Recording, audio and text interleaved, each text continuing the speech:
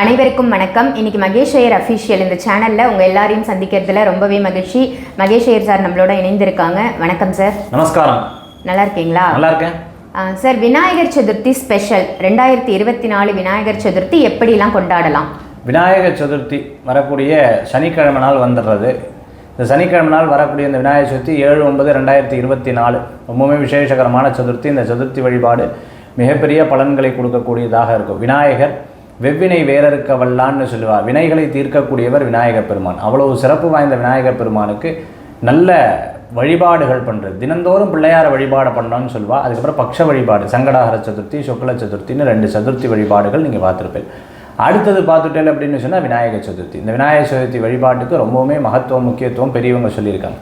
அதனால் ரொம்ப ஸ்ரத்தையோடு யார் ஒருவர் விநாயகரை வழிபடுறாளோ அவளுக்கு பூர்ணமான அனுகிரகத்தை பிள்ளையார் கொடுப்பார். நினச்ச காரியத்தை வெற்றி, நினச்ச காரியம் சக்ஸஸ், எல்லா காரியத்திலையும் முன்னேற்றங்கள் உண்டு. இப்படி பிள்ளையார் வழிபாடை பண்ணி இரட்டை பிள்ளையார்னு சொல்லுவாள். வீட்டுக்கு பிள்ளையார் வாங்கிட்டு வந்து வீட்டில் வச்சு விநாயகருக்கு அஷ்டோத்திரம் சொல்லி 108 அர்ச்சனை, 1008 அர்ச்சனை, 16 அர்ச்சனை, இப்படி எவ்வா சக்திக்கு உகந்த மாதிரி அர்ச்சனைகள் செய்து அதுக்கப்புறம் பிள்ளையாருக்கு அப்பம், பொரி, அவள், குழக்கட்டை, மோதகமெல்லாம் நிவேத்தியம் பண்ணுறது ரொம்ப விசேஷம். மல்லி புஷ்பத்தினால் அர்ச்சனை பண்ணும்பொழுது செல்வங்கள் கூடி வரும். அரளியில் பண்ணும்பொழுது எதிரிகள் வழகுவா. பில்வத்தினால் பண்ணும்போது வீட்டில் சுபீக்ஷங்கள் ஏற்படுத்தி கொடுக்கும். அருகம்புல், நன்னஞ்ச அருகம்புல்னால் பண்ணுறது நினச்ச காரியமெல்லாம் சித்தி அடையும். சித்தி விநாயகராக அனுகிரகம் பண்ணுவார். அப்பேற்பட்ட இந்த விநாயகர் சதுர்த்தி வழிபாட்டில் விநாயகருக்கு 2 அர்க்கியம் விட்டு அர்ச்சனை பண்ணதுக்கப்புறம் நிவேத்தியம் பண்ணி தூப தீப நிவேத்தியம், அதுக்கப்புறம் நமஸ்கரணம் பண்ணி தோப்பு கர்ணம் இட்டு 1வது நாளில் விநாயகர் சதுர்த்தி, அதாவது விநாயகர் சதுர்த்தி என்று காலையில், அதுக்கப்புறம் சாயந்தரம் பூஜை பண்ணிட்டு அடுத்த நாள் காலையில் 3 வேளை பூஜை பண்ணி கொண்டு போய் கரைக்கலாம். அப்படி இல்லைன்னா 2வது நாள், 3வது நாள், இந்த 3வது நாளில் 9 வேளை பூஜை பண்ணி அடுத்த நாள் கொண்டு போய் கரைச்சுடலாம்.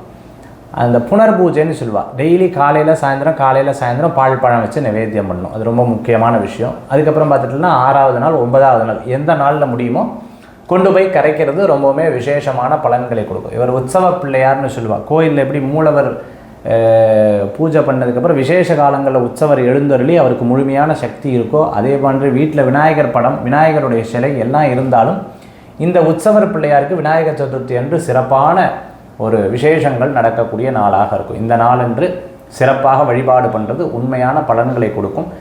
விநாயகர் சதுர்த்தி எல்லோருக்கும் நினைத்த காரியத்தை மேலும் மேலும் மேலும் மேலும் அற்புத பலன்கள் தர வேண்டி அனைவருக்கும் விநாயகர் சதுர்த்தி நல்வாழ்த்துக்கள்.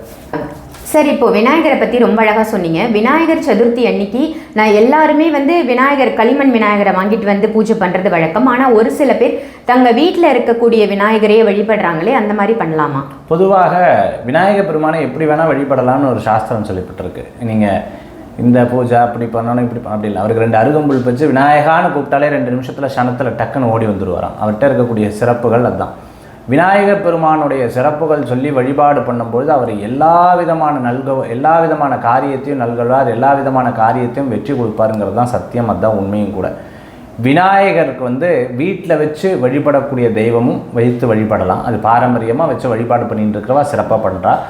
ஒருவேளை நம்ம இந்த விக்கிரகங்கள் இந்த உற்சவம் மாதிரி சிறப்பு பூஜையாக எப்படி வழிபட்டாலும் இந்த சிறப்பு பூஜைக்கு ஒரு தனி பலன்கள் உண்டு. ஏன்னா நம்ம வீட்டில் என்னதான் விநாயகர் விக்கிரகம் வச்சுருந்தாலும் அந்த மஞ்சள் பிள்ளையாருக்கு ஒரு விசேஷம் இருக்குன்னு சொல்லுவா இல்லையா? அந்த மாதிரி விநாயகரை கொண்டு வச்சு வழிபடுறது தான் அது ஒரு சிறப்புகள் உண்டு. ரொம்ப அருமையான தகவலாக விநாயகர் சதுர்த்தி பற்றி சொல்லியிருக்கீங்க சார். சிறப்பு. நன்றி. நன்றி. நமஸ்காரங்கள். வேல்வேல் முருகா, வெற்றிவேல் முருகனுக்கு கரகரோகரா.